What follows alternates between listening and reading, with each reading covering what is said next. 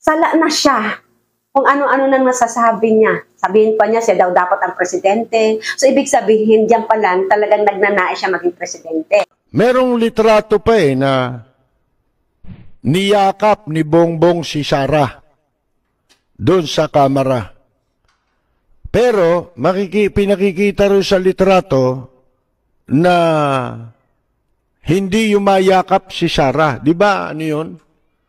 Customary yun, yung niyakap ka, yakapin mo, di ba? Lalo na, parang ano yun yakap ng tagumpay nila, di ba? Pero hindi, mga kaibigan, parang pilit na pilit si Sara, tsaka hindi mababaka sa muka na masaya siya. Hindi ba? Hindi siya ginawang defense, secretary. Doon pala makikita na ninyo. Ngayon, ito, may plano yan. Gusto nila na wag matahimik ang kaluluwa ni Bongbong Marcos para mapasunod sa gusto nila. Ito pa namang si Bongbong Marcos, makikita ninyo ngayon, nagbabago ng tenor. Pero ito lang ang dapat tandaan ng kampo ni Marcos. Huwag kayong pakakasiguro at magiging masyadong tiwala. Sinimulan na, kung paano ka patatalsikin sa pwesto, baka nagsisimula na nga Baka yung mga rally na yan na ikaw ang puntirya, hindi mo alam kanino nang galing yan. At hindi naman gagawin yan ng kampo ni Vice President Robredo. Itong mga troll, ang magiging trabaho ngayon yan, pagsabungin kayo ni Vice President Leni Robredo hanggang magagawa nila. Kaya lahat ng paninira labang kay Vice President Robredo, kahit hindi siya ang lumalabas na nanalo dito sa resulta ng COMELEC, mga kaibigan, tuloy pa rin. Di ba?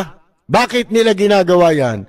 Para ma-divert, palayo doon sa plano na kanilang inihanda at gagawin labang kay Marcos. Yan ang tandaan ninyo.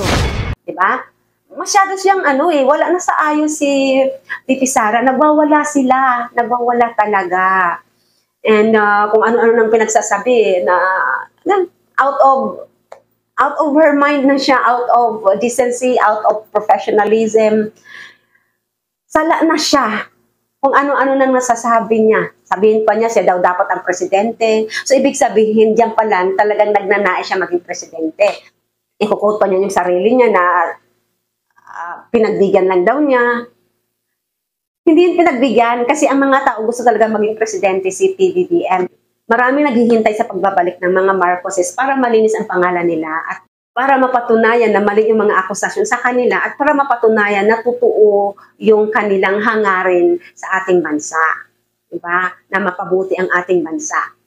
Kaya, isip-isip na po, lagi ko sinasabi, kasi talagang ang dami pa rin nagpapadala sa mga mabulaklaking pananalita ni Digong.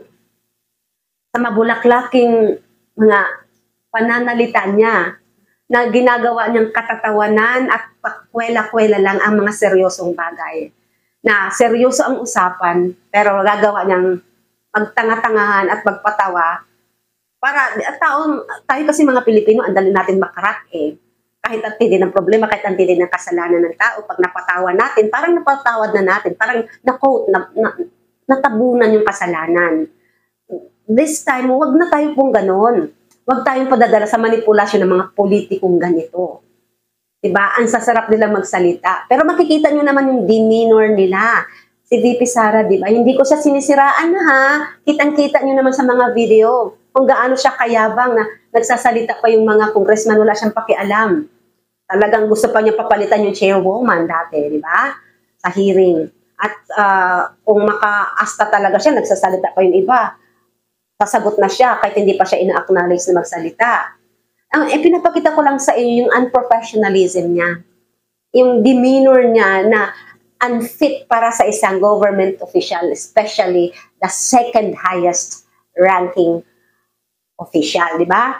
Maling-mali yung pinaggagawa niya. Yung mga talagang hindi na, ewan ko, naubusan na akong sasabihin kasi talagang hindi ko sila sinisiraan tulad ng sinasabi ko po ha, kasi yung mga bashers kung ano-ano pinagsasabi, kahit nakikitang may ebidensya ako. I'm just sharing this to open your eyes kasi hindi natin sila kakampi. Ang kakampi nila, ang sarili nila kasi may sarili silang agenda.